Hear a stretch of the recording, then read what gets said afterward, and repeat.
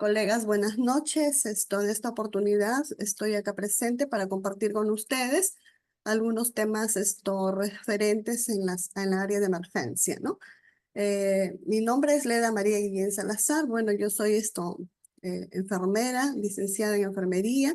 Trabajo en el área de emergencia muchos años en el Hospital Regional Eleazar Guzmán Barro. Bien, vamos a empezar de una vez con el tema titulado La valoración inicial de enfermería en el servicio de emergencias. Bien, cualquier cosita, si no me escuchan, por favor me avisan. Bien, vamos de repente a detenernos un momentito para conversar, para hablar sobre todo lo que es una emergencia, cómo se maneja una emergencia, qué es lo que se hace en la emergencia para poder llegar al tema específico de lo que es la evaluación inicial en esta área, ¿no? El servicio de emergencia, ustedes bien saben que es una área crítica en un hospital, ¿no? En todos los hospitales tienen su servicio de emergencia que corresponde a una área crítica que está pues diseñada físicamente con múltiples equipos biomédicos de alta complejidad y también dotada, por supuesto, de recursos humanos calificados para la atención de pacientes en emergencia durante las 24 horas del día, ¿no? Este servicio de emergencia tiene una vital importancia para la atención inicial de los pacientes en estado crítico, ¿no?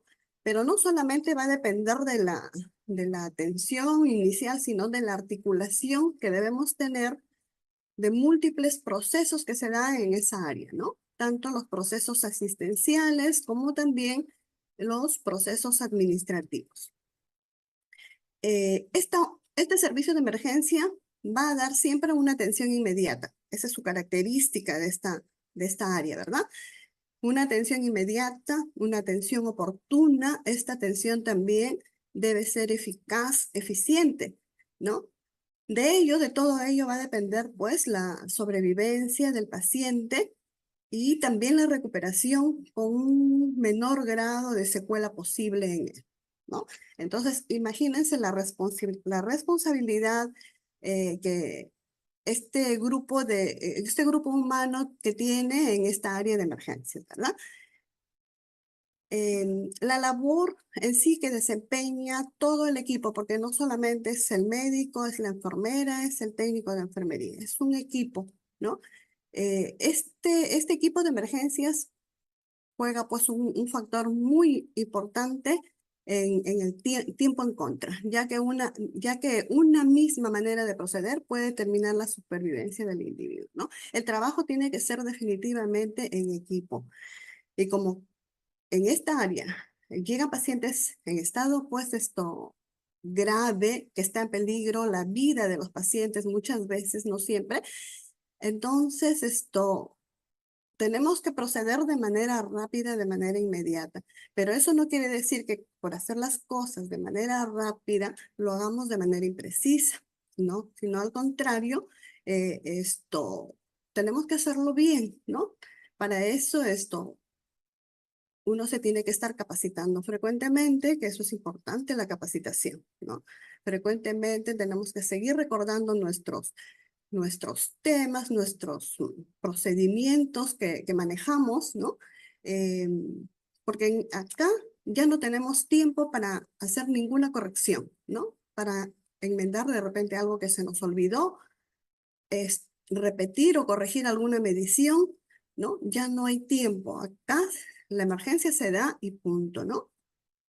¿Y quién es el que se perjudica si nosotros no lo hacemos de manera correcta? Pues es el paciente. Sabemos que el servicio de emergencia, a este servicio acuden pacientes con diversas patologías médicas, ¿no? Su afluencia de estos pacientes es impredecible. Tan pronto puede estar tranquilo, sin pacientes, al rato nos vienen 3, 4 o 5 pacientes a la misma vez y todo se convierte en un caos, ¿no? Acuden accidentes masivos, ¿no? Accidentes de tránsito que día a día se da frecuentemente, Por eso que el personal de esta área, pues, y de todas las áreas como enfermera, debemos estar capacitadas con entrenamientos permanentes, ¿no? Tenemos que trabajar de manera organizada, en equipo, porque si no, el trabajo no se va a visualizar, no se va a evidenciar, ¿no?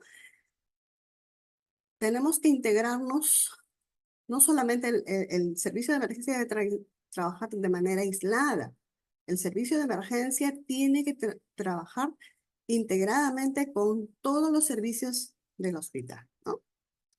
Para brindar pues un buen trabajo, ¿no?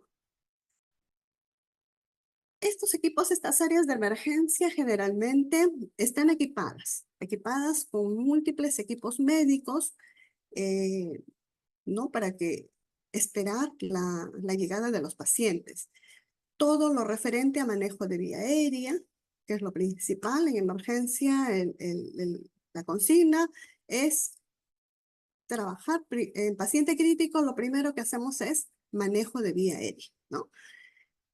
Tenemos ventiladores mecánicos, tenemos todo lo referente a medicamentos, soluciones intravenosas, derivados sanguíneos, equipos listos para monitorización, o sea, los monitores eléctricos para poder monitorizar funciones vitales, ¿no? Trabaja con nosotros en la área laboratorio, radiología, estudios especiales, el servicio de interconsultas correspondientes, ¿no? Quiere decir que otros especialidades médicas, ¿no? Acuden al servicio de emergencia para poder, cuando los interconsultan para evaluar a pacientes. Y se puede dar pues una atención integral, ¿no?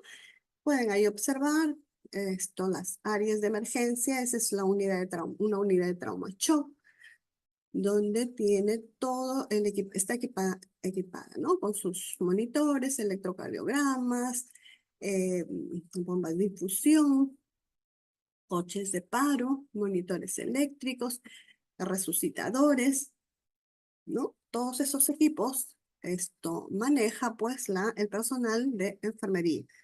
Por lo tanto, por esa razón es que el personal tiene que estar constantemente capacitado porque hay cambios, sobre todo en estos materiales, en estos equipos. eh, Llegan equipos nuevos que constantemente tenemos que ir capacitando, ¿no? ¿Cuál es la participación de la enfermera, ¿no? En la área de emergencia? El profesional de enfermería es un miembro del equipo multidisciplinario, ¿no?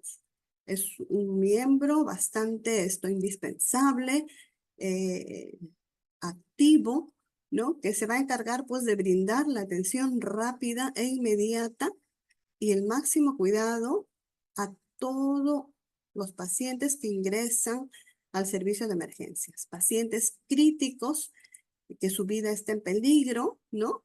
Tiene que demostrar la visión de experta a través de su trabajo, de su eficacia, de su calidad, de su capacidad organizativa y ética profesional, ¿no? Acá la enfermera tiene que tomar decisiones inmediatas. No podemos estar esperando que el médico de repente decida algunas situaciones de atención a los pacientes, ¿no? Hay protocolos en los cuales nos permite a la enfermera tomar decisiones y poder ir empezando iniciando una atención en bien del paciente, ¿no? Entonces, los cuidados de enfermería comienzan, de enfermería y de todo el personal del equipo de salud de una emergencia, empiezan con la evaluación primaria, ¿no? Luego ya después empezamos con la evaluación secundaria. Todo lo que hacemos, lo hacemos de manera sistematizada, ¿no? No podemos dar un cuidado así a la guerra, no, todo es sistematizado. eh, por ello, entonces, empezamos nosotros con los pacientes, a todos, haciendo la evaluación primaria, ¿no? Eh, los hospitales 2-1, 2-2, generalmente las enfermeras son las que están al frente y son las que reciben inicialmente al paciente, ¿no? Nosotros solo nos convertimos en el primer contacto con el paciente. Y ustedes saben que al recibirlo, sobre todo cuando son pacientes en estado crítico, pues ese contacto se convierte en un contacto crucial, ¿no? Ya que supone una gran oportunidad para nosotros para detectar problemas que a veces, muchas veces han podido pasar desapercibidos por algún otro profesional que hayan evaluado ese mismo paciente anteriormente, ¿no? Por decir, llegan transferidos de otros hospitales, ¿no? En este caso, en la área local, el hospital regional es un hospital de referencia, vienen referidos los pacientes de Casma, de Guarmey, hasta, localmente en la Caleta, envía pacientes, también es salud, nos envía pacientes que no son asegurados, obviamente, no cuentan con un seguro y a veces van, pero por no ser asegurados los derivan nuevamente. De las clínicas particulares también nos refieren nos envían a los pacientes, ¿no? Entonces, para nosotros esto, detectar los problemas es algo que la enfermera ha ido ¿qué les digo? Ha ido mejorando, capacitándose permanentemente, ¿no? Entonces, para evitar de repente que por ahí se filtren algún problema y no lo podamos detectar, ¿no? Aunque también somos seres humanos y puede que nos pueda pasar y por ahí dejemos de repente en el aire algún problema y a veces son importantes, pero esto también el equipo, está ahí el médico que obviamente tiene que participar, ¿no? En ello. Entonces, el perfil del personal de emergencias, tanto técnicos, enfermeras, médicos, personal de laboratorio, personal de caja, personal de referencias, personal del Seguro Integral de Salud. Somos un equipo que se trabaja en esa área, ¿no? Tiene que ser competente, tiene que ser hábil, tiene que ser seguro y sereno para poder actuar de manera correcta, ¿no? Tenemos que brindar una atención humanizada y personalizada. Eso nos enseñan desde que empezamos la carrera a brindar una atención humanizada, porque es nuestra razón de ser el paciente y creo que eso es lo que nos caracteriza al profesional de enfermería, ¿no?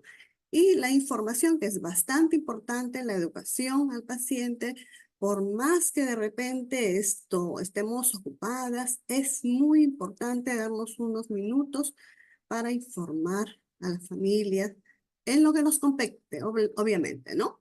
Hay algo que le compete al médico, hay cosas que le compete a la enfermera, lo que hace la enfermera, ¿no? Entonces ir informando porque de esa manera nosotros tranquilizamos a la familia, ¿no? En emergencia, el familiar, los pacientes, viene con una carga muy grande, ¿no?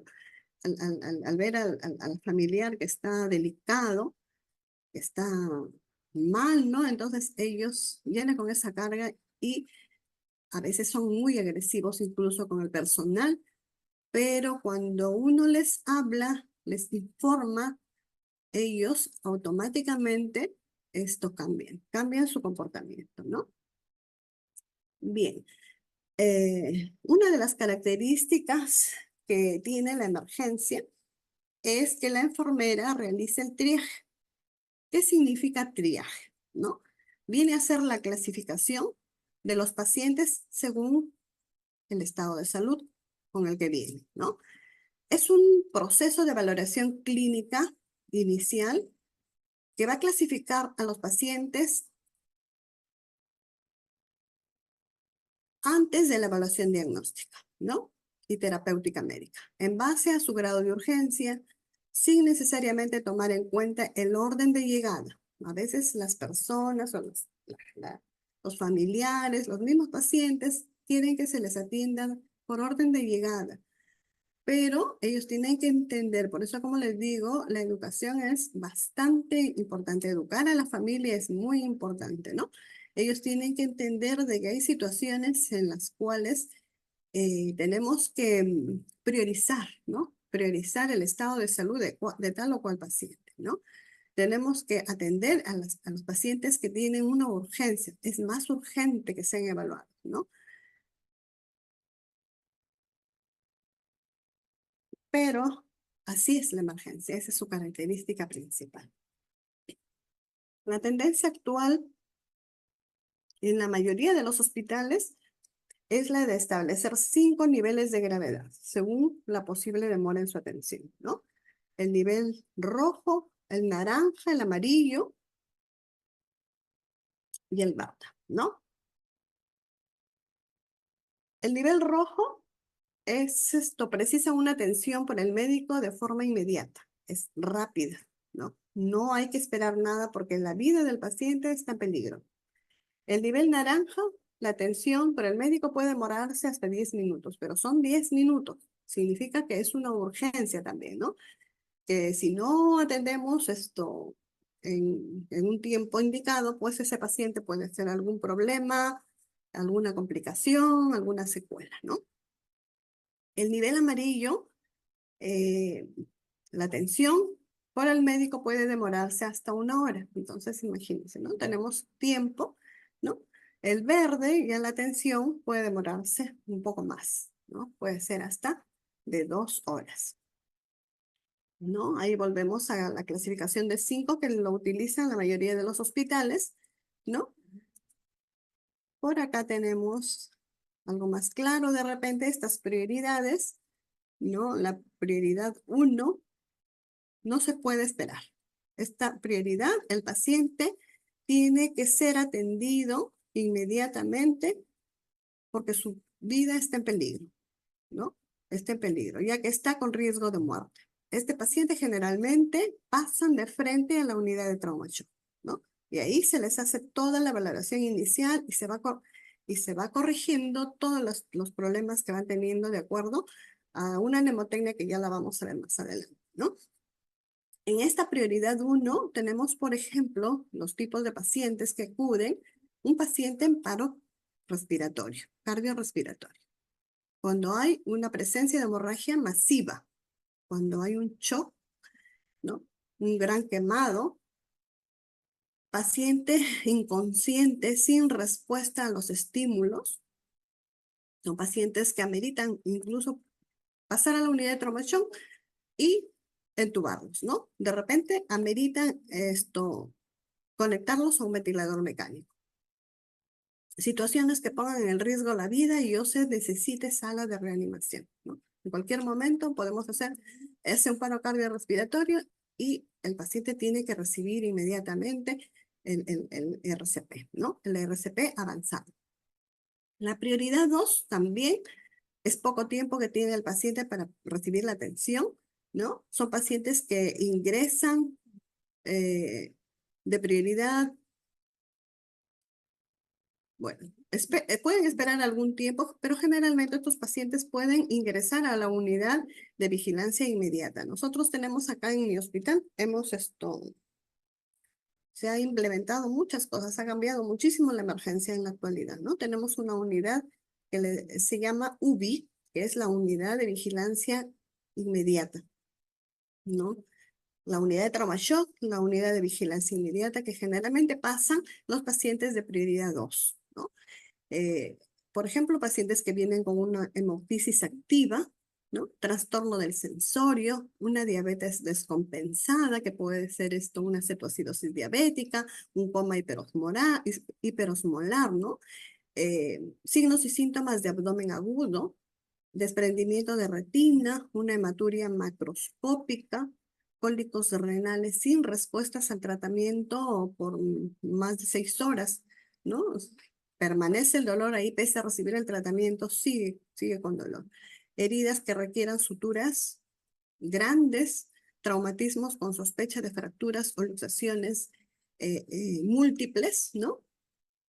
Luego tenemos la prioridad 3, que ya tienen un poquito más de tiempo para esperar, ¿no? Por ejemplo, una urticaria, una hiperemesis gravídica sin compromiso metabólico, una fiebre más de 39 sin síntomas asociados. Pueden esperar, ¿no? Un vértigo, un broncoespasmo leve, una hipertensión arterial leve no controlada, una otitis media aguda, una lumbalgia aguda, una celulitis o de repente abscesos, ¿no? Pero que no tengan fiebre. Estos pacientes deben ser atendidos generalmente en emergencia, pueden incluso pasar al área de reposo, ¿no? Del de prioridad 4 y 5 muchas veces son pacientes que deben ser atendidos por consulta externa, ¿no?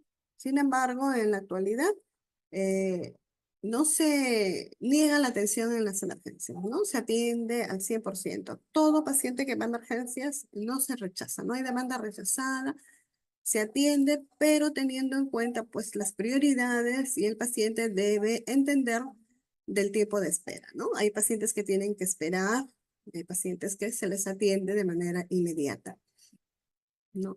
En la prioridad 4 el tiempo de espera es aproximadamente de 2 horas. Como les repito, estos pacientes deben de acudir a consulta externa, pero a veces llegan en la noche, en la madrugada y no se los pueden enviar a consulta externa, ¿no? Simplemente se les trata de atender el problema inmediato que tienen y luego ya se los transfiere para que al día siguiente acudan por el área de consulta externa, ¿no? Tenemos, por ejemplo, una faringitis aguda, una amigdalitis aguda, puede ser un problema de diarrea, un absceso sin fiebre, sangrado vaginal leve, en no gestante, me refiero, porque las gestantes sí son consideradas al 100% gestantes una emergencia. Todas se atienden por la emergencia, ¿no? Enfermedades crónicas no descompensadas, ¿no? Y en la prioridad 4 pues ya fiebre sin síntomas asociados, resfríos, dolor de oído leve, dolor de garganta sin disfagia, ¿no? Si viene con una fiebre, pero no hay síntomas asociados, simplemente le indican algún analgésico y luego tiene que pasar por consulta externa, ¿no? Ese es el manejo que se da según las prioridades, ¿no? Según las prioridades de atención del MINSA, ellos lo clasifican en 4 prioridades, ¿no? La prioridad de emergencia o gravedad súbita extrema, que como les decía, estos pacientes pasan directamente a trauma shock, ¿no? La prioridad 2, que es una urgencia mayor, pasan a la unidad de vigilancia inmediata. La prioridad 3, urgencia menor, pasan al área de observación. Los pacientes se pueden quedar en observación 6 horas, 8 horas, 10 horas, un día, 24 horas puede ser, ¿no? O simplemente 2 horas. Y el de prioridad 4 es una patología aguda común que ya puede pasar por la consulta externa al día siguiente, ¿no? En la prioridad 1 vuelvo de repente a resumir de que son pacientes con alteración súbita y crítica del estado de salud, ¿no? Hay un riesgo inminente de muerte y que requieren una atención inmediata en la sala de reanimación o trauma shock, ¿no? Estos pacientes, como les repito, pasan directamente a la unidad de trauma shock, ¿no? Pacientes que vienen en estado muy delicado, pacientes accidentados con múltiples traumatismos, ¿no? eh, Alguna patología médica también mal manejada ya en otras instituciones, pero ya llega en mal estado, ¿no? Eh, la prioridad 2 son los pacientes portadores de cuadros súbitos también agudos con riesgo de muerte o complicaciones serias cuya atención debe realizarse en un tiempo no mayor a 10 minutos desde el ingreso. Tienen que ser atendidos en los consultorios de emergencia. O sea, tienen que ser atendidos ya sea cirugía, medicina, ginecología, pediatría, ¿no? Es en general, porque son las 4 especialidades básicas que hay en las áreas de emergencia, ¿no?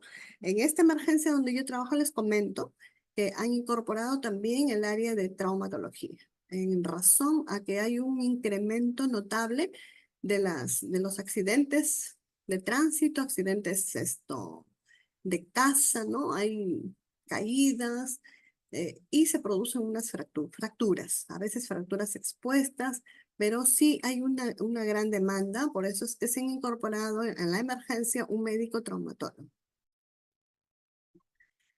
En la prioridad 3, los pacientes no presentan riesgo de muerte, definitivamente, no hay secuelas invalidantes. Amerita una atención el tópico de emergencia, teniendo como prioridad la atención de casos unidos, cuya atención debe realizarse en un tiempo de espera igual o mayor de 20 minutos. Como les repito, estos pacientes de prioridad 3 son aquellas personas que ameritan atenderse y que pueden pasar a un área de reposo de observación, ¿no? De observación para estar unas 2 horas, 4 horas, 6 horas, a veces hasta 24 horas en observación hasta que determinen cuál es la causa, lleguen a la conclusión diagnóstica, diagnóstico médico y pueden ya ser manejados de repente en otro servicio, de repente si es de medicina, subirán al área de medicina, al área de cirugía, o también pueden darles de alta en ambos, ¿no? Y la prioridad 4 son pacientes que no tienen ningún compromiso de las funciones vitales. No hay riesgo de complicación inmediata que pueden ser atendidos en la consulta externa, ¿no?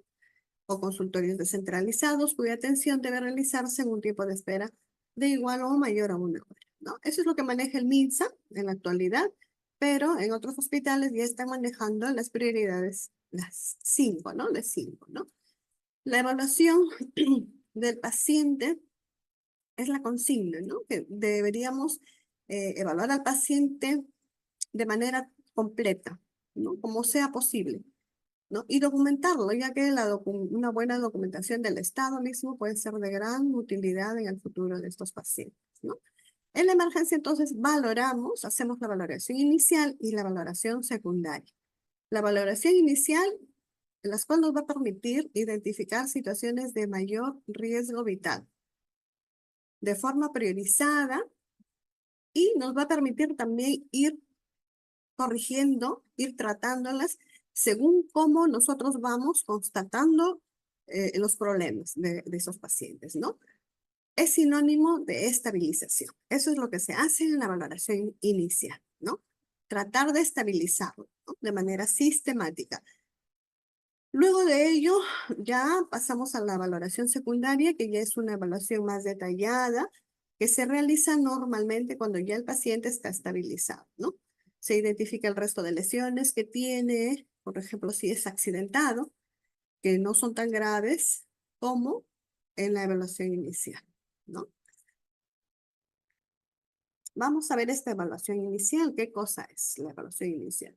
La evaluación inicial, pues, es un procedimiento que ya está establecido para abordaje sistemático del paciente, de fácil revisión y aplicación, en donde el tiempo es determinante y indispensable, ¿no? Evaluación rápida es sinónimo de tratamiento adecuado. Para poder asegurarnos que analizamos todas las constantes vitales, es necesario la aplicación de una valoración sistematizada, como puede ser el sistema del ABCDE, ¿no? Que son, este sistema, este método de evaluación inicial es muy utilizado en casi todos los hospitales, ¿no? Se utiliza este método, este enfoque del ABCD, porque es una manera muy segura de realizar esta valoración inicial de los pacientes. Te produce, te hace que valores de manera ordenada, ¿no? Para que a veces en la emergencia uno se desespera y quiere actuar rápidamente, pero a veces lo hacemos en desorden. Y con este enfoque lo que nos permite es ordenarnos, ¿no? Trabajar sistematizadamente, pero ordenadamente también, ¿no? Con este enfoque nos va a permitir recopilar todos los datos fácilmente porque se trata de un proceso sistemático, ¿no? Está demostrado que todos los profesionales del ámbito de la salud, independientemente cuál sea su rol, se ven beneficiados por el uso de este enfoque, ya que es una herramienta que se puede utilizar en el ámbito clínico como en el escenario fuera del mismo, ¿no? ¿Qué quiere decir? En el caso de accidentes, el personal de SAMU, los bomberos, ellos también hacen su valoración en base a este método del ABCD, ¿no? Igual, también funciona tanto para los pacientes adultos como para los pacientes con los niños, ¿no? sabemos que los síntomas en condiciones críticas son similares, independientemente de la causa. Esto hace que el conocimiento de la causa pase a un segundo plano y no sea necesario para realizar una buena evaluación del paciente. O sea, primero es la valoración, ¿no?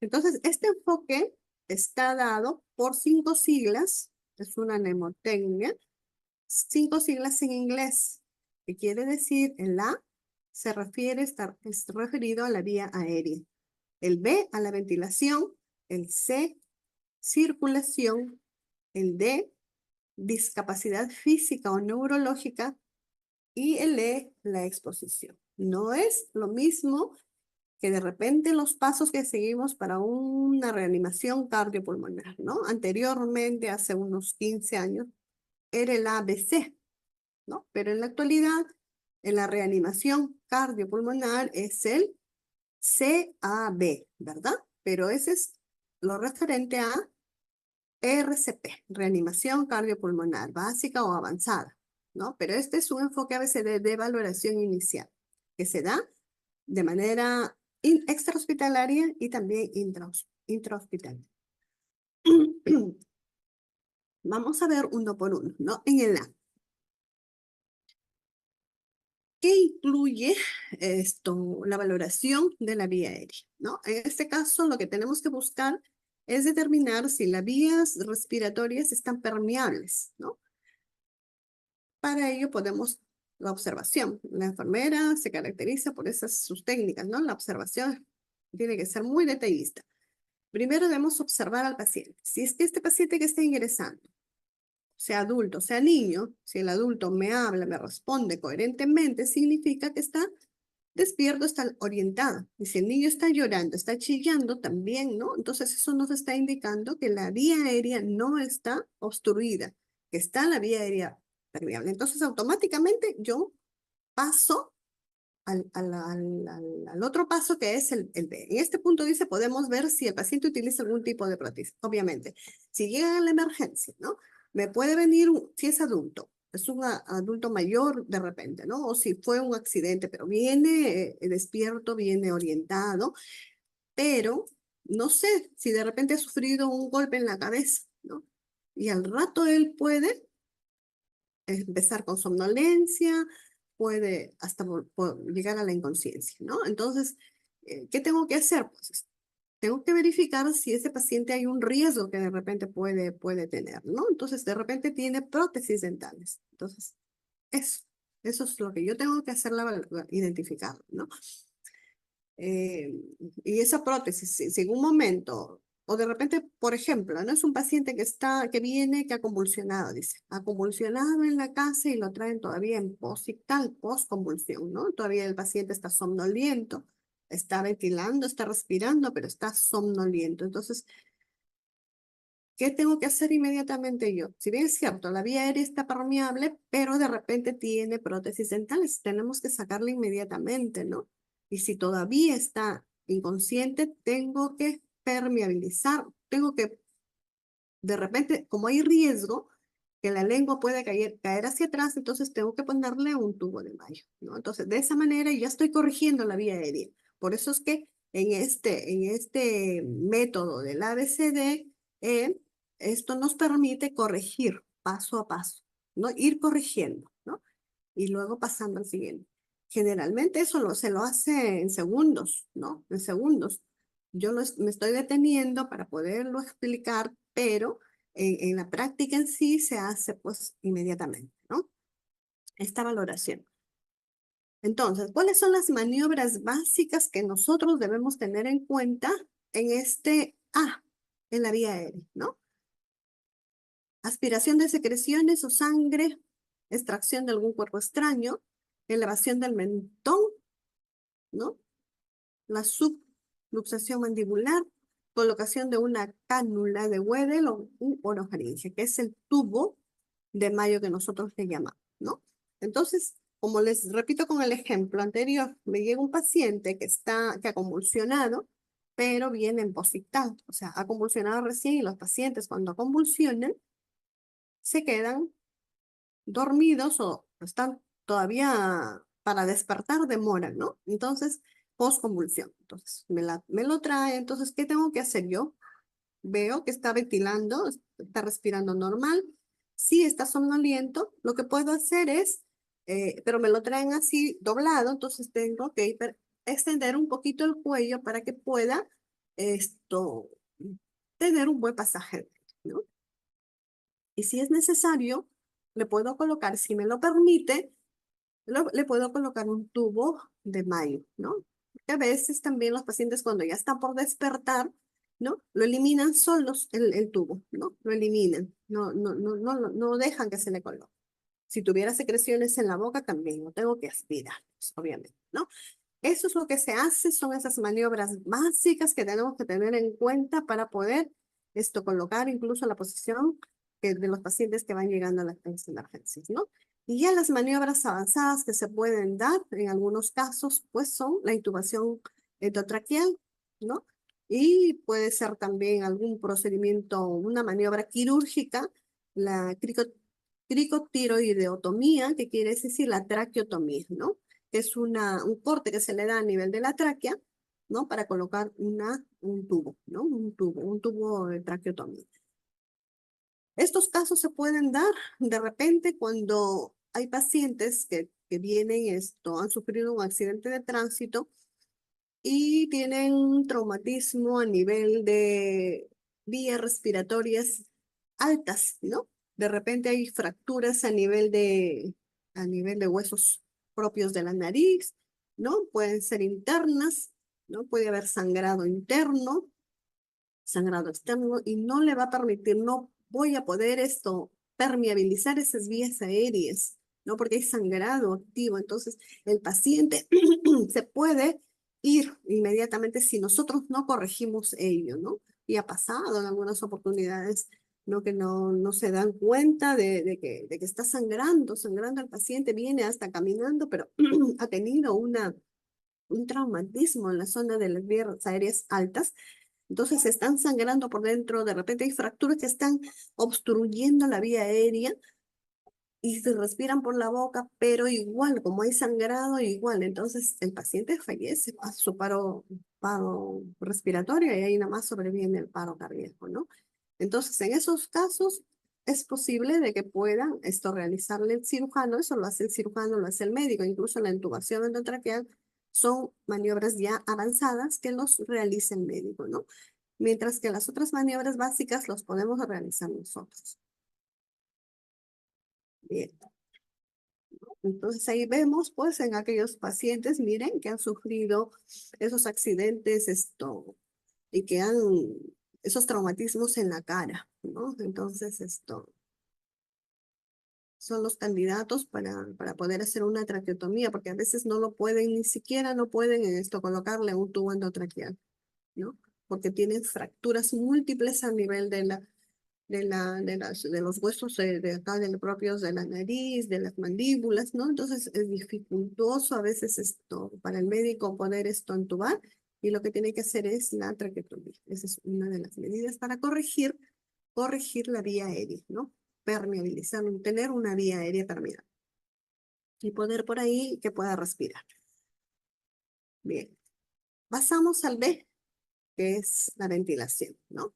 Acá vamos en ventilación, vamos a evaluar la saturación de oxígeno, que ahora ya se ha convertido en el quinto, funciones vitales eran cuatro, ahora ya está incluida la saturación de oxígeno, ¿no? Todo paciente que llega, su presión arterial, su pulso, su respiración, temperatura y la saturación de oxígeno, ¿no? Tenemos que evaluar la frecuencia respiratoria. ¿Cómo está esa frecuencia? O sea, todo el patrón respiratorio tenemos que evaluarlo, ¿no? La frecuencia respiratoria, si hay una incremento, aumento de las respiraciones por minuto, si hay bradipnia, si hay una disminución de las respiraciones por minuto. Vamos a evaluar la expansión de la cavidad torácica. Hay los pacientes que no pueden o les falta concentración de oxígeno, ellos tienen dificultad para respirar y hacen esfuerzo, ¿no? Esfuerzo para poder captar el oxígeno del medio ambiente, ¿no? Hacen uso de la musculatura accesoria, o sea, hay tiraje costal, ¿no? Se puede decir que se esfuerzan mucho para poder captar la concentración de oxígeno, ¿no? Eso es lo que nosotros tenemos que evaluar, ¿no? Porque si eso ocurre, pues esto, hay que, inmediatamente se coloca oxígeno, ¿no? Incluso en el aire yo puedo estar colocando el oxígeno, pero puedo estar monitorizando. En el B ya lo estoy monitorizando si es que ese oxígeno que yo le he colocado, pues esto es adecuado. Porque si le pongo a 2 litros, pero acá la saturación veo que no mejora, que la saturación no está alcanzando de repente los valores normales, entonces esto, ya tengo que tener otras opciones en mi caso, ¿no? Por decir, puedo cambiar de dispositivo a uno de mayor, esto, donde le puedo aumentar el flujo de oxígeno, ¿no? De repente usaré una máscara simple y si es que la máscara simple no me sirve, pues pasaré a de repente a una máscara con bolsa de reservorio, ¿no? O de repente a una máscara con el dispositivo Venturi, ¿no? Entonces todo eso ya me permite hacer en esta ventilación, en esta etapa de la B. Algo para de repente mencionarles es acerca de la saturación de oxígeno, porque con la experiencia que a veces llegan profesionales nuevos en el área, a veces como que se asustan cuando dicen, no, pero no capta, tiene una saturación de 60, de no sé, ¿no? La que vemos, el paciente está frío, ¿no? Entonces, esto tiene ciertos parámetros también que tenemos que tener en cuenta, ¿no? ¿Qué cosa será la saturación de oxígeno?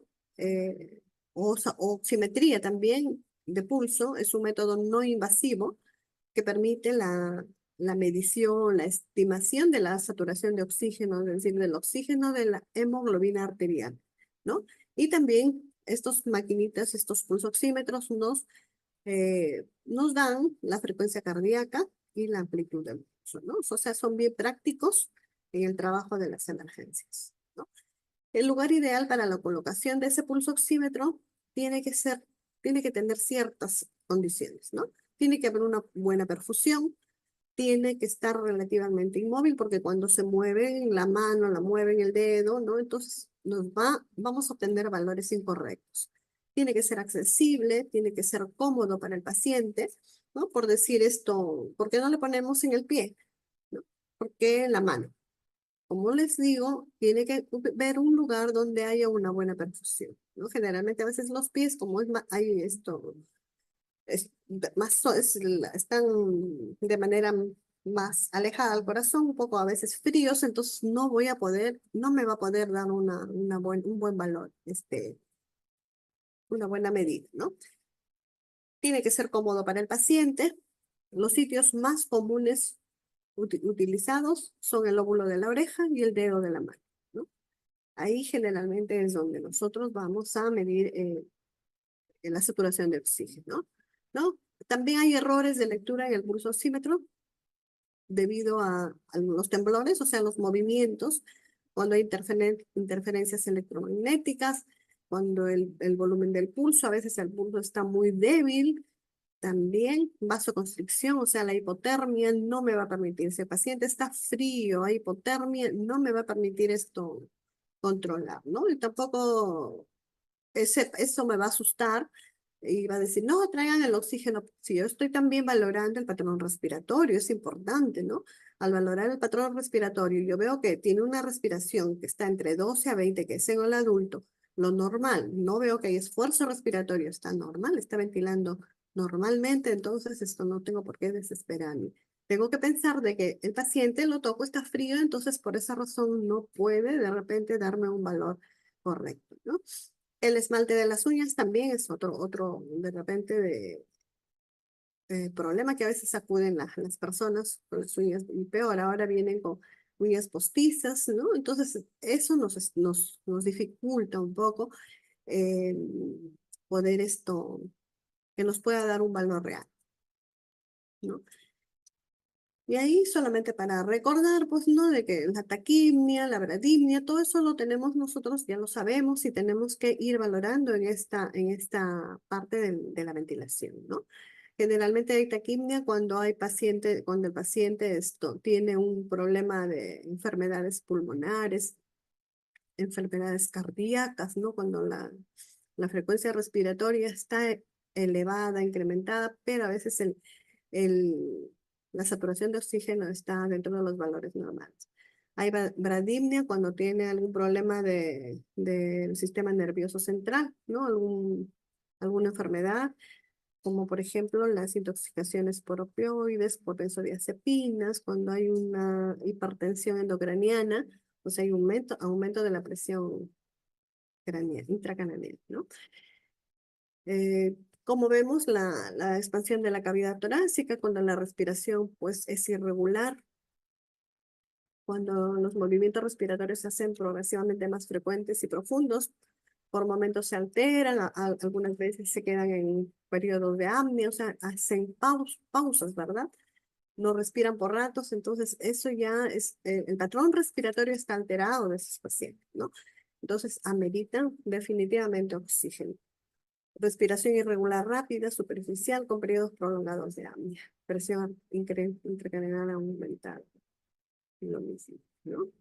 Uso de músculos estos accesorios, ¿no? Generalmente a veces eso también se ve muy frecuentemente en los niños, ¿no? Cuando los músculos que son encargados de la respiración, como el esternocleidomastoideo, los trapecios, los escalenos, los intercostales, hay dificultad respiratoria, se nota claramente el esfuerzo que esos músculos se ven cuando el niño, el adulto respira, ¿no? Con una dificultad y esos músculos trabajan mucho más, ¿no?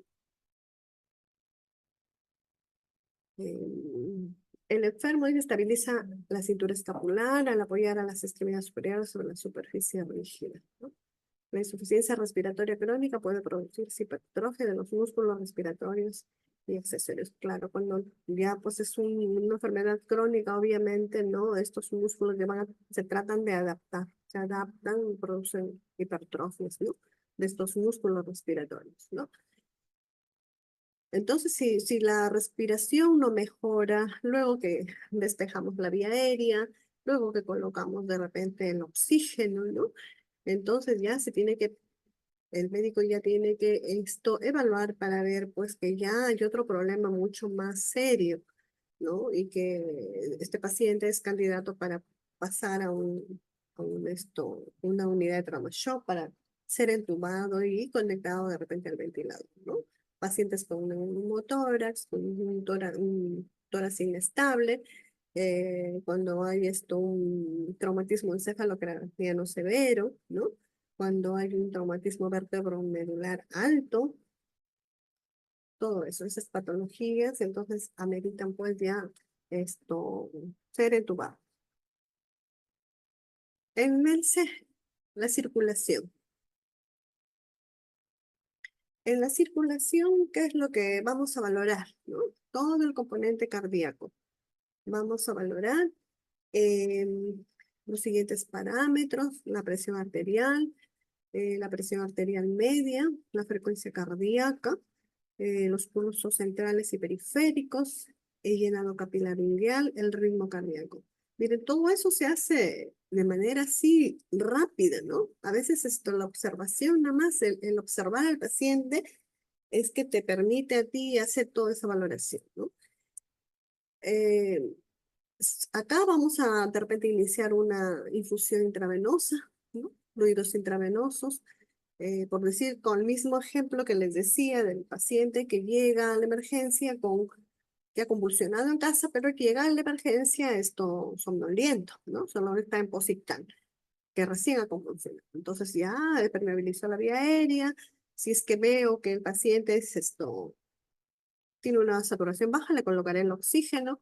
Luego en la circulación tengo que yo colocar una vía de todas maneras, ese tipo de pacientes, porque el antecedente es que ha convulsionado, puede convulsionar nuevamente en ese momento y entonces no le estoy ayudando. Tener una vía endovenosa permeable, un acceso venoso, me va a permitir que si llegara a convulsionar antes de que de repente el médico le indique todo el tratamiento anticonvulsivante, ¿no? Entonces me va a facilitar tener el acceso venoso para yo inmediatamente colocarle un diazepam si volviera a convulsionar en ese momento, ¿no? Porque al momento que convulsiona, sabemos que el paciente esto no respira, hay que colocarle oxígeno, hay que colocar, hasta a veces se ponen cianóticos, hay que aspirarle secreciones, porque está convulsionando, se puede hacer daño y todo eso. Entonces, en la C yo inmediatamente tengo que corregir.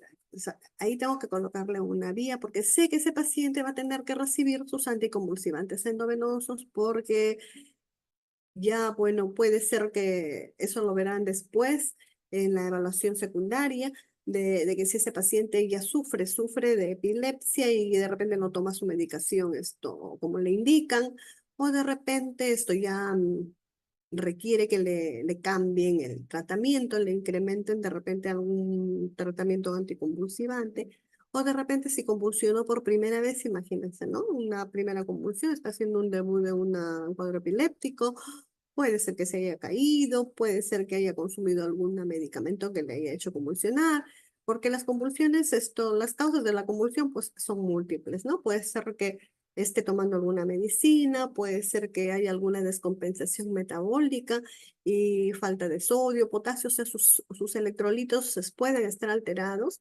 y también puede convulsionar por eso, ¿no?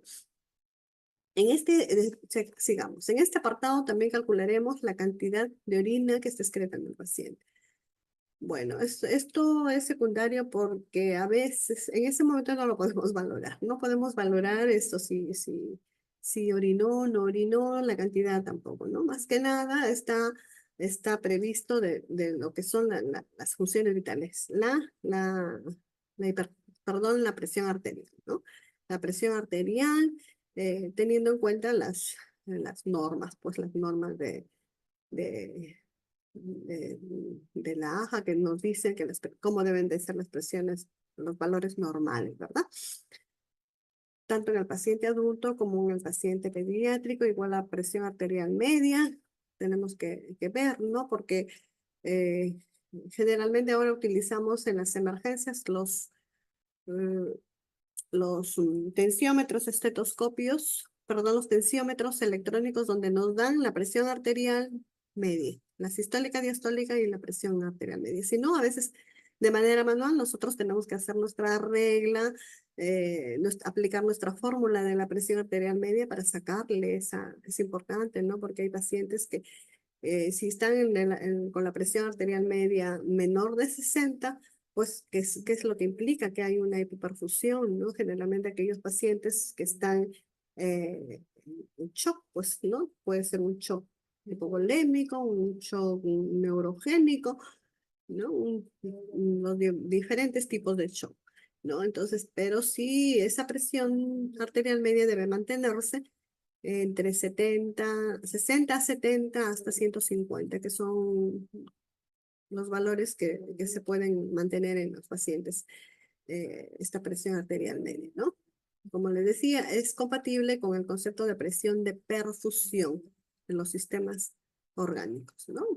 Los pacientes en shock hay una hipoperfusión, ¿no? Entonces esos pacientes generalmente van a tener una presión arterial media disminuida, ¿no? Y hay que corregirlo también, ¿no? Inmediatamente. Con estos líquidos, pues eso lo corrige el médico. Se hace un AGA inmediatamente y empiezan esto a corregir. La frecuencia cardíaca y el ritmo cardíaco.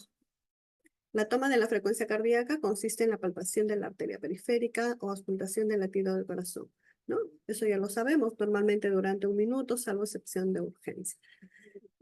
La valoración del ritmo cardíaco va a facilitarnos una valiosa información acerca del estado del sistema cardiovascular, definitivamente, ¿no?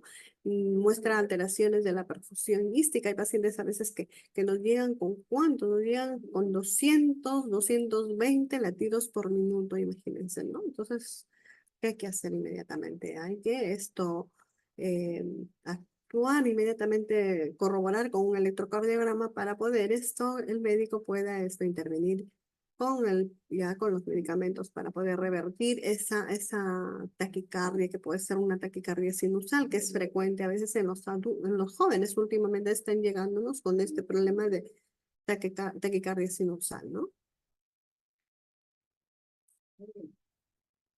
El pulso periférico, que es el que se localiza en la periferia del cuerpo, por ejemplo, en la zona radial, pedial. El pulso apical ya lo sabemos que es el pulso central que se localiza en el vértice del corazón. La frecuencia del pulso está regulada por el sistema. Eso lo sabemos, ¿no? Entonces también nos menciona de hacerle la valoración del llenado capilar, ¿no? Que es muy importante. Sabemos que solamente el llenado capilar es una prueba muy rápida que lo utilizamos, no nos quita ni un minuto, ¿no? Son segundos nada más que nosotros presionamos la uña por unos segundos y luego soltamos. Y si es que la uña esto se ve que se vuelve rosada, hasta los 3 segundos está bien, pero si es que no hay una disminución de ese llenado capilar, ¿no? Entonces ahí también, ¿qué está pasando? De repente puede ser un paciente que esté sangrando, un sangrado interno, ¿no? Y haya problemas, ¿no? Entonces el paciente amerite pues una intervención inmediata, ¿no? A ver, ¿qué más? El D, que es el D, que es el penúltimo paso, discapacidad física o neurológica del paciente, ¿no? Es importante evaluar esto en este punto, toda la parte neurológica, ¿no? La parte neurológica, ¿y cómo la valoramos? La parte neurológica la valoramos teniendo en cuenta las pupilas, si es que hay respuesta a la luz, si son isométricas, o sea, hay anisocoria, hay isocoria, hay midriasis, hay miosis, ¿no? También valoramos acá la escala de Glasgow inmediatamente, ¿no? Inmediatamente, a veces nos llegan pacientes, en todos los pacientes que lleguen accidentados, definitivamente es importante el Glasgow, ¿no? Por más que no se haya golpeado la cabeza, pero a veces ni cuenta o no nos manifiestan en ese momento porque no, la familia desconoce y el paciente a veces que entra un poco que les digo, no está consciente el 100%, un poco confuso, a veces obvia información, y entonces esto al rato ya ese Glasgow de lo que entra en 15 ya lo podemos encontrar en 12, 13 inmediatamente. Entonces suceden situaciones, ¿no? Por eso es que esos pacientes tenemos que estar en vigilancia continua. También el método del AFPU, donde vemos si el paciente está en alerta, cuando nos habla, nos manifiesta dolor, si hay inconsciencia, ¿no? Valoramos la movilidad del paciente, ¿no? Si es que es independiente, o sea, se vale por sí mismo. Si está inmóvil, su movilidad está pues restringida, ¿no? Y ahí vemos las pupilas normales, que están isocóricas, y si es que hay fotorreactividad. Lo normal del diámetro pupilar que se maneja es de 2,5 a 3,5, ¿no? Y así son mayores que 3,5, 4, por ahí ya estamos entrando hablando de una midriasis. Si es menor de 2,5 ya estamos hablando de una miosis. Y esa anisocoria cuando una de las pupilas pues es más grande que la otra, ¿no? Y la escala de Glasgow, que es la apertura, perdón, la escala de Glasgow, esto nos va ¿cómo se llama? Vamos a valorar 3 parámetros en ello, la apertura ocular, la respuesta verbal y la respuesta motora. Tiene un puntaje, está dado por un puntaje de 15 puntos que corresponde a, a una escala de Glasgow normal. Es un paciente que está lúcido, que está orientado, que está consciente, que no hay ningún problema neurológico, pues, ¿no? Pero si ya este Glasgow no alcanza esa puntuación de 15 puntos, entonces ya por ahí, entonces tenemos que pensar de que hay algún problema neurológico, ¿no? Esto, en la apertura de los ojos, que se valora la apertura espontánea, la apertura al estímulo verbal, la apertura al estímulo doloroso, y cuando no hay respuesta. Va desde lo más bajo de puntuación, que es 1, hasta lo más alto. En algunos parámetros es 6, por ejemplo, en la respuesta motora el máximo puntaje es 6 cuando te obedece órdenes, ¿no? Señor, alcánceme esto, deme la mano derecha, levante la pierna izquierda, todo te obedece. Entonces, le ponemos un puntaje de 6 cuando no te obedece las órdenes, pero tú le aplicas un estímulo y él inmediatamente localiza dónde le estamos haciendo ese estímulo. Entonces, ahí le damos un puntaje de 5, ¿no? Ya le vamos disminuyendo el puntaje de acuerdo a cómo vamos evaluando. Por ejemplo, Y a lo último es cuando no hay ninguna respuesta. Veamos 2 puntos cuando hay signos de descerebración y cuando hay signos de decorticación. Acá, por ejemplo, si en esta figura lo pueden observar, esto que yo estoy acá, los brazos extendidos y rotados, las muñecas están en rotación interna, ya eso es un signo ya de descerebración, ¿no? Y el otro cuando los brazos están doblados y también con rotación las muñecas hacia internamente, es un signo de decorticación, ¿no? Y cuando ya no responden a nada, entonces ya está el paciente. Si el paciente tiene una puntuación de 1 en apertura de ojos, 1 en respuesta verbal y 1 en respuesta mental, es un paciente que está en coma.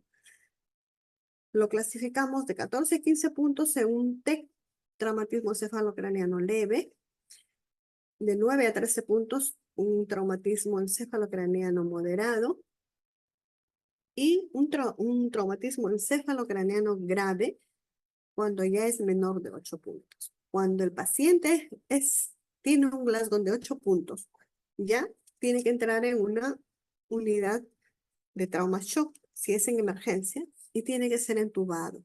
Todos los pacientes por norma tienen que estar por protocolo ya entubado cuando tiene un puntaje de 8 puntos, ¿no?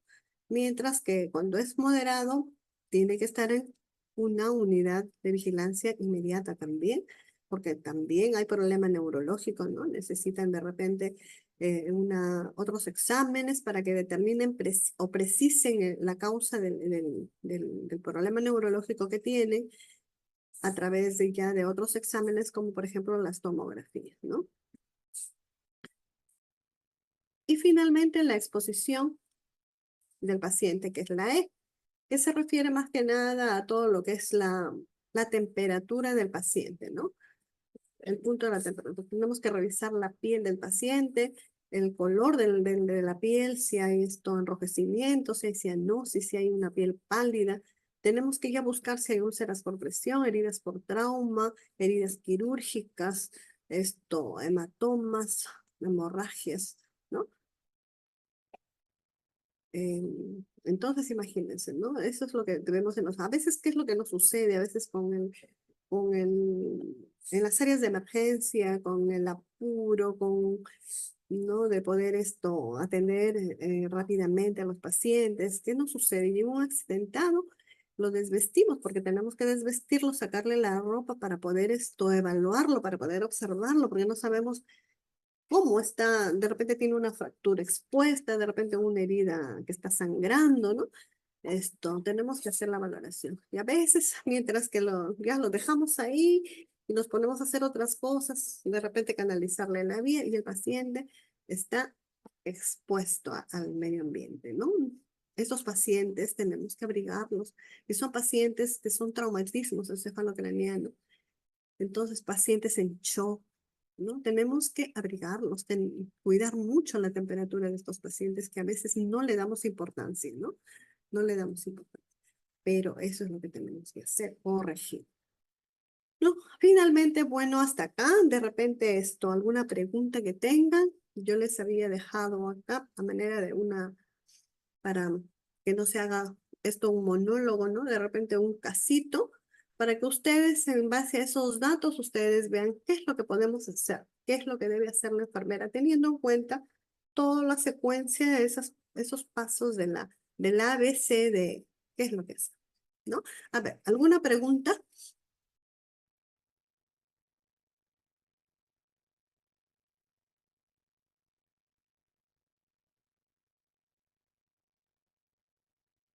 Voy a activar los micrófonos ahorita.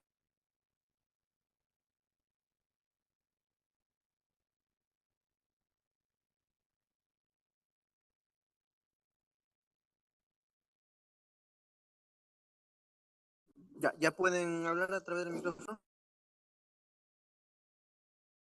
Se les ha silenciado a todos, pero ya pueden activar su micrófono en caso de que quieran hablar.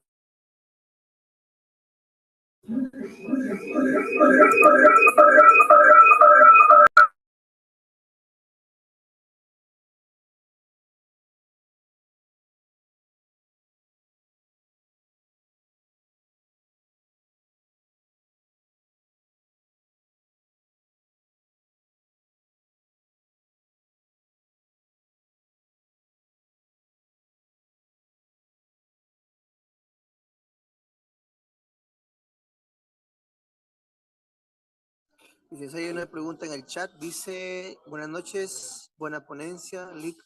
Mi pregunta es, ¿qué hacer cuando viene un paciente intoxicado por aceite de motor?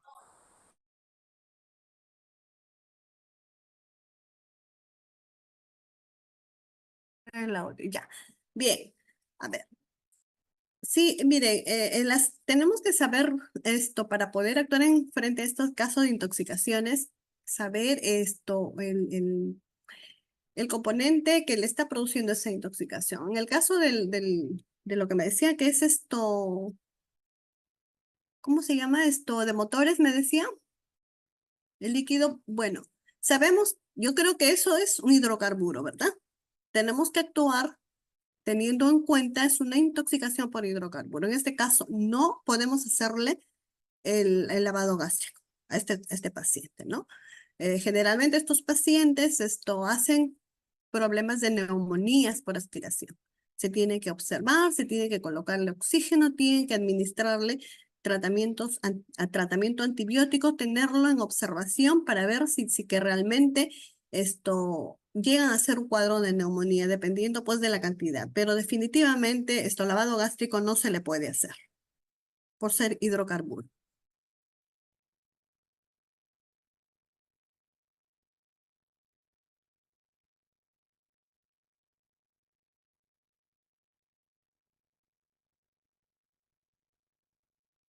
¿Algo más, chicas, colegas? Sonia levantó la mano, a ver si es que puede participar, Sonia.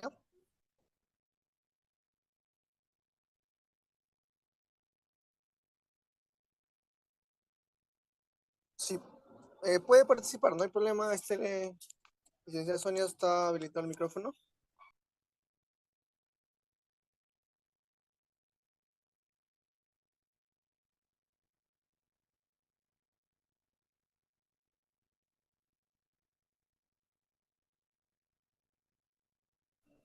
Bueno, creo que no hay preguntas. Participen, licenciadas, licenciados, todo el personal de enfermería.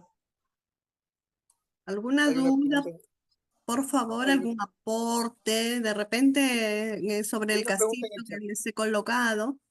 Dice, en caso de mordedura de serpientes, ¿cómo se debería actuar?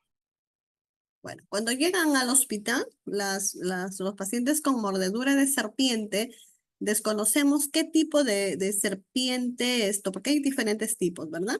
Eh, de serpientes, pero para la prevención de cualquier complicación posterior se les administra el suero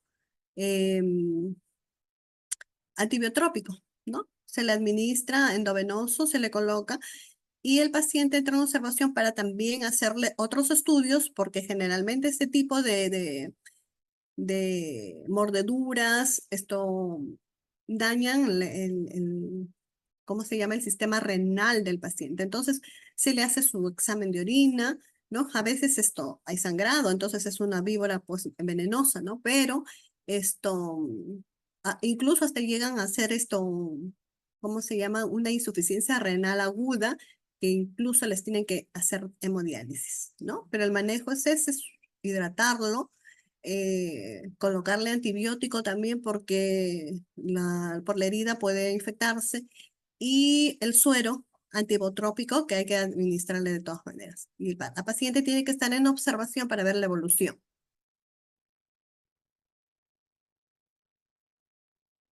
Hay una ¿Me opción podrías de leer lo que ha mencionado ya, la colega, por favor? le leo. Del caso clínico que está proyectado, dice A, vía aérea permeable, B, ventilación normal, saturación de oxígeno normal, C, debido a las deposiciones con sangre fresca y la presión arterial, se canalizaría una vía periférica con calibre 18, Glasgow 1515, debido a ser adulto mayor, se debe realizar un examen físico priorizando piel, abdomen y zona genital. Esa es Claro. la respuesta de Luján. Y la otra pregunta es, ¿cómo se debe actuar frente a un paciente que por accidente tuvo una caída de aceite motor? El paciente refería ardor en todo el cuerpo y visión borrosa. Es buena la primera pregunta, la respuesta que hicieron de acuerdo al caso clínico. En la primera pregunta del aceite, que aceite de motor, creo, ¿no? Yo les decía de que se maneja, si es que lo ha tomado, pero si es que le ha caído al cuerpo, definitivamente, entonces hay que tratar, hay que trabajar inmediatamente con un baño, ¿no? Hay que tratar de sacarle con agua todo ese material porque a veces quema abundante agua, es tratarlo como una quemadura, nada más, eso es todo. Y en el hospital, pues obviamente igual, ¿no? Le van a tener que ver qué tanto de daño ha tenido la piel, van a tener que colocarle antibióticos y curaciones, si es que hay heridas y todo eso. Pero si es que lo ha ingerido, como les decía, si ha ingerido ese aceite de motor, es un hidrocarburo que no se hace lavado gástrico, ¿no? Pero si es en piel, si le ha caído en la piel, la medida inicial es tratar de sacar eso con abundante agua, ¿sí? No echarle cosas que a veces les echan, sustancias en la casa que a veces no, solamente agua y llevarlo al hospital para que le hagan una curación, una limpieza de la zona donde le ha caído ese líquido, pues, y ver qué tanto ha comprometido la piel, ¿no? Y con respecto al caso, esto sí, bien es cierto, esto en el C tendríamos que actuar con una vía endovenosa, ¿no? Necesitamos, es un paciente que está sangrando, dice, ¿no? Deposiciones con sangre fresca, entonces hay sangrado. Ya posteriormente en la evaluación secundaria se verá de dónde esto o por qué está sangrando, si es un problema de hemorroides, es un problema de una gastroenterocolitis infecciosa, ¿no? O si es algún vaso sanguíneo que esté sangrando por ahí, entonces eso ya se tiene que ver posteriormente, pero inicialmente sí tenemos que tener un acceso venoso, porque en un adulto mayor una presión de 150, pues imagínense, y también la frecuencia cardíaca de 100, significa que ya esto ahorita no es muy evidente de repente la descompensación, pero si es que lo dejamos, de repente entonces esto va a tener consecuencias, ¿no? En este caso ya mencionan de que ha habido un síncope, ¿no? Entonces está presentando y algún signo de descompensación producto de las pérdidas, ¿no? Puede entrar en un shock hipovolémico si nosotros no actuamos inmediatamente. Aparte, como ustedes ven ahí, la saturación de oxígeno. Entonces, ¿qué está pasando? Parece que también hay una hipoperfusión tisular disminuida, porque también hay una saturación de 92, ¿no? Entonces, eso también hay que tenerlo en cuenta para poder actuar, o sea, inicialmente, ¿no? Ya posteriormente se tendrán que hacer análisis, otro tipo de exámenes, de estudios para llegar al diagnóstico, ¿sí? ¿Alguna otra pregunta, alguna otra duda, por favor?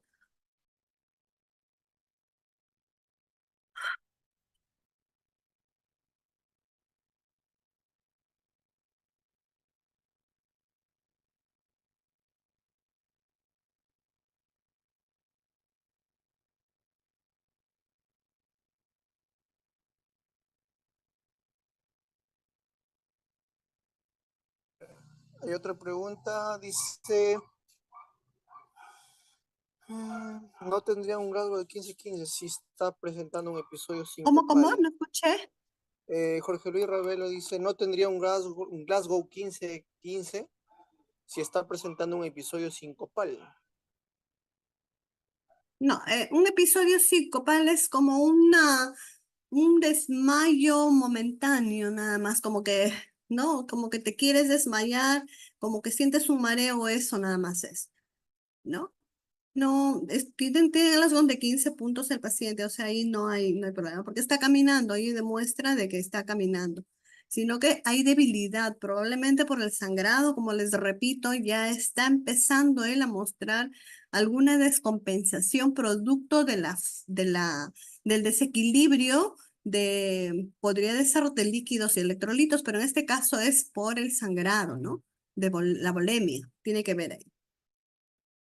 Ustedes saben que para descompensarse una persona y cuando está perdiendo sangre, Cuando pierde 10 centímetros, 20 centímetros, no pasa nada, pero cuando ya empieza a perder un poco más, ya de repente de 200, 300 centímetros de sangre, ya empieza a haber una descompensación en la hemodinamia y ahí ya está notándose algo, ¿no?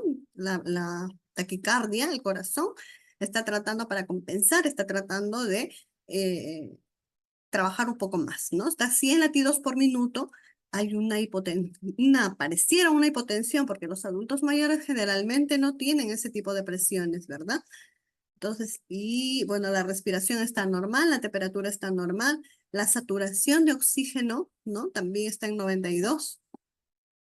Bueno, el hemoglucotés también está dentro de lo normal.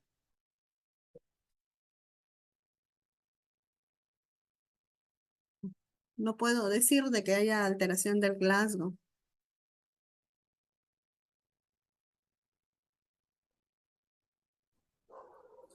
Otro comentario dice, el caso refiere que el paciente está consciente y cooperador. Claro, o sea, vía aérea no hay problema en vía aérea, como lo decía la colega anterior, ¿no? No hay alteración, en el A no hay nada, o sea, hay vía aérea permeable, está consciente. En el B también, está ventilando, dice, de aire del ambiente. Sin embargo, ahí yo tengo una saturación de 92, entonces debo de corregir. ¿Cómo lo debo hacer? Aunque los adultos mayores, su saturación que se le considera normal es desde hasta 91, pues, 91, ¿no? 91, o algunos, literatura lo menciona desde 93, ¿no? En cambio, un adulto joven, adultos, es de 95 para arriba, ¿no?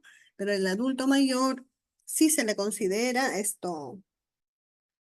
una saturación normal desde 93, 92, puede considerarse normal.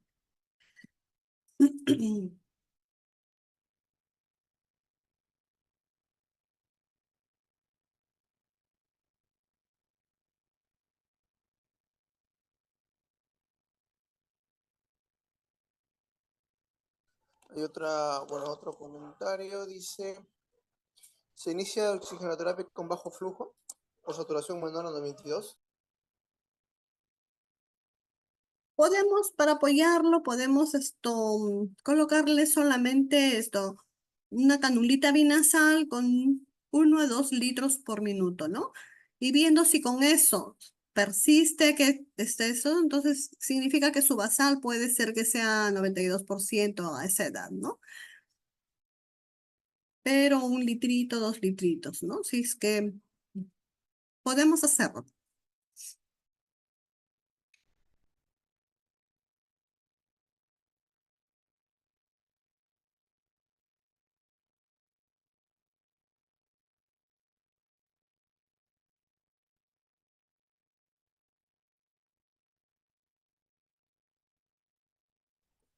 Hay otra pregunta, dice, en pacientes con COVID severo, con saturación 75, en un hospital nivel 2-1 y no cuenta con expertos en hacer intubación, ¿qué hacer?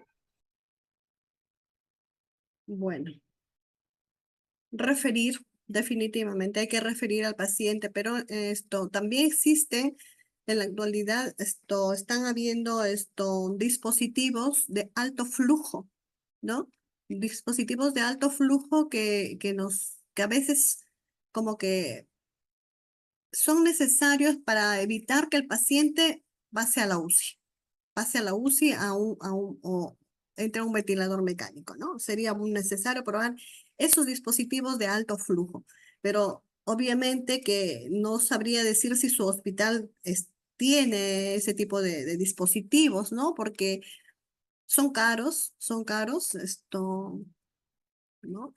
Y definitivamente si no hay ahí quien pueda hacer una intubación, ¿no? Tienen que referirlo porque el paciente se va a morir, definitivamente, si es que lo dejamos así.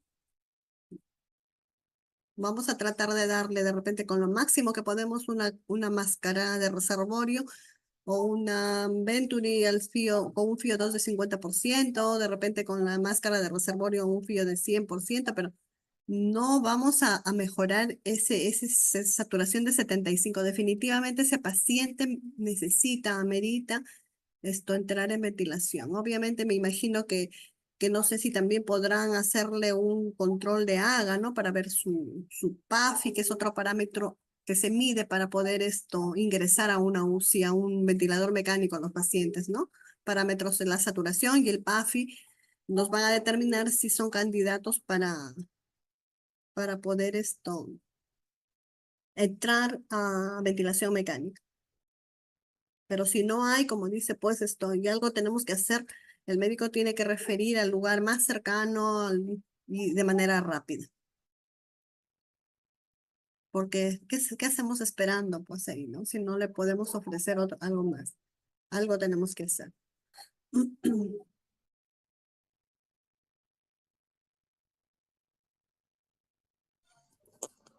Bueno, hacerles un comentario a los participantes. Eh, Dentro de los temas que se van a tocar, vamos a ir desglosando siempre por partes, ¿no? Vamos a hablar del tema endocrino, respiratorio, cardiovascular. Entonces, por este módulo, solamente vamos a ver ciertos temas, ¿no?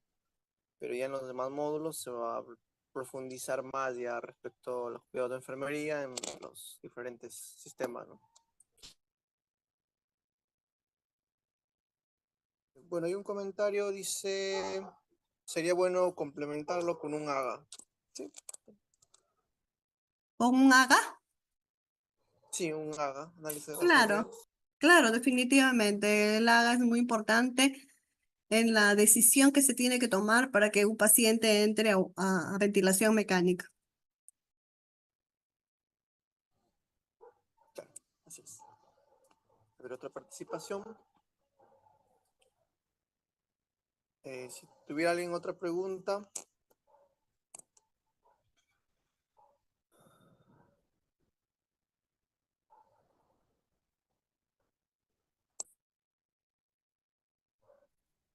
creo que no hay más preguntas ya respecto al tema.